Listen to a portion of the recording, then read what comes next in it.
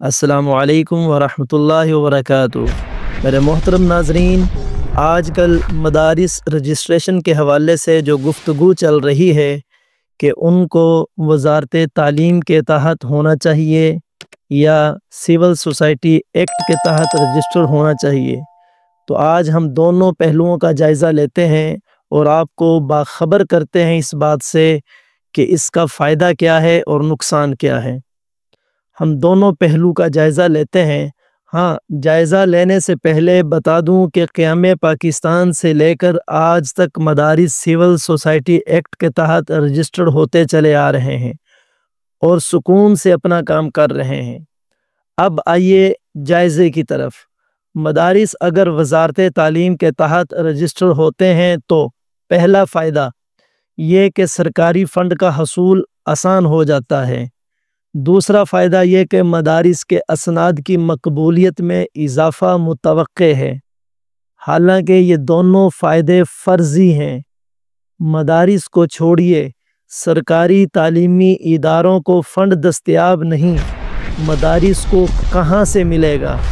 مدارس کے اسناد کی دور کی بات ہے، خود یونیورسٹیز کے فاضل کلرک کی پوسٹ کے لیے ترس رہے ہیں۔ جبکہ نقصانات میں سے پہلا نقصان یہ ہے کہ سرکار کی مدد لے کر مدارس کی آزادی سلب ہو جائے گی۔ دوسرا نقصان یہ کہ نظام تعلیم اور نصاب تعلیم دونوں میں مدارس کی خود مختاری ختم ہو جائے گی۔ ایک سکول اور کالج کی طرح سرکار کا نظام اور نصاب اپنانا پڑے گا۔ تیسرا نقصان یہ ہے کہ جن سٹیک ہولڈرز نے پاکستان کے عصری نظام تعلیم کو داؤ پہ لگا دیا ہے، وہی لوگ مدارس کے نظام کا کباڑہ کر دیں گے۔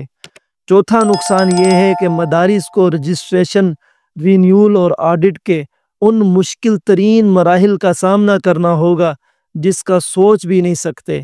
آپ اس کا اندازہ اس سے لگائیں کہ آج سے کوئی 20 سال پہلے جامعۃ الرشید کے اپنے البیرونی اسکول کے رجسٹریشن پہ 1 سال کا عرصہ لگا تھا۔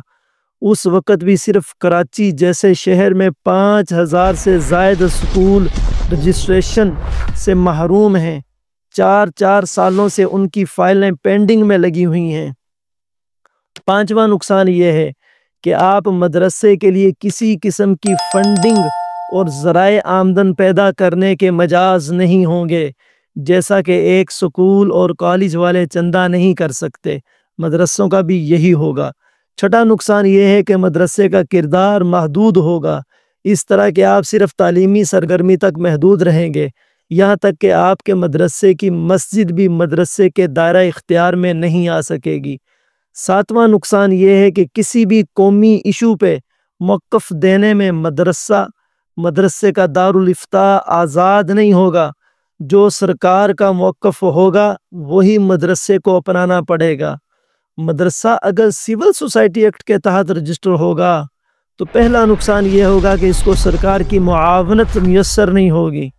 دوسرا نقصان یہ ہے کہ مدارس کے اسناد کو کما حق مقبولیت نہیں ملے گی، حالانکہ یہ نقصان فرضی سے نقصانات ہیں، کیونکہ وزارت تعلیم کے تحت رجسٹریشن کی صورت میں بھی مدرسہ کو سرکاری فنڈ اور مدرسے کے فاضل کو ملازمت ملنے کی کوئی ضمانت نہیں ہے، جبکہ سول سوسائٹی ایکٹ کے تحت رجسٹر ہونے کے فوائد بہت زیادہ ہیں۔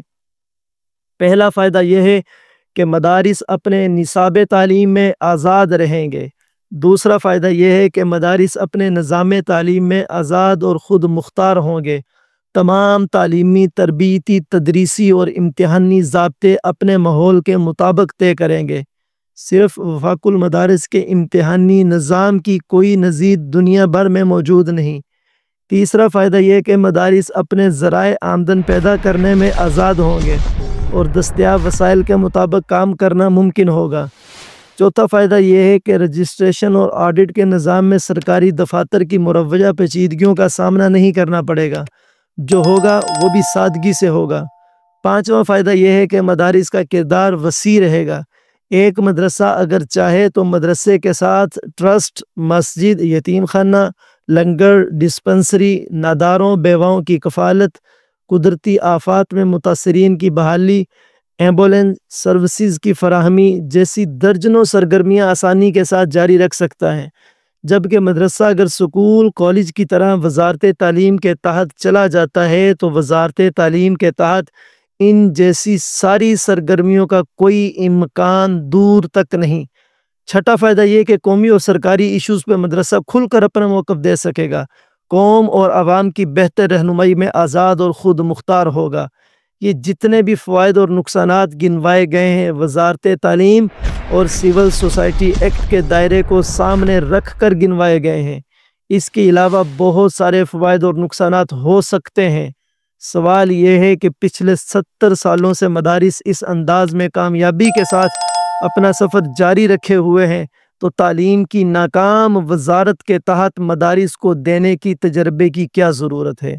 اتنی نالائق وزارت کہ اسی وزارت نے 2019 میں مدارس کے ساتھ رجسٹریشن کا معاہدہ کیا ہے، آج تک رجسٹریشن کا عمل شروع نہ ہو سکا۔ یہ بھی مکر و فریب بتا دوں کہ 2019 میں مدارس نے وزارت تعلیم کے ساتھ الحاق کا معاہدہ کیا تھا، ماتحت کرنے کا معاہدہ نہیں تھا۔ دونوں میں فرق واضح رہے، اور وہ بھی اس مجبوری کے تحت کیا تھا کہ حکومت مدارس کو وزارت داخلہ کے تحت لے جانا چاہتی تھی۔ مدارس نے 2 مصیبتوں میں سے ہلکی مصیبت کو قبول کرنے کے درجے میں اس کو قبول کیا تھا، ورنہ آج بھی مدارس کا فائدہ سول سوسائٹی ایکٹ کے تحت رجسٹریشن میں ہے، جس کی بات اتحاد تنظیمات مدارس اور مولانا فضل الرحمان کر رہے ہیں۔